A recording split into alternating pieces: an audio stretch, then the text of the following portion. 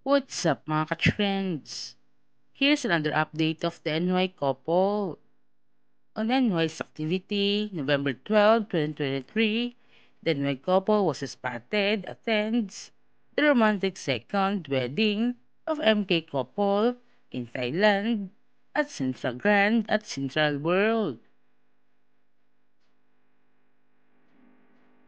The NY couple are look so sweet of being together behind the scene and had an amazing day with their both families.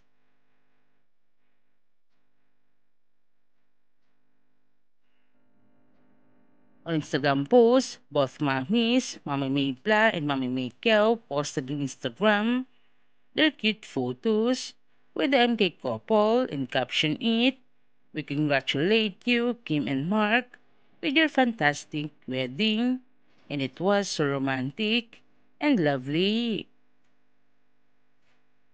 We wish you all the best in your married life. We love you guys."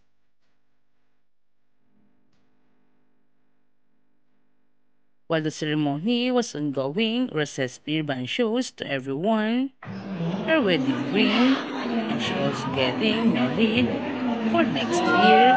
And it was so cute today that the NY couple and the family was enjoying and waiting for that day happens, knowing that they both secured for the relationship through the years from the start and up to this day and for the future.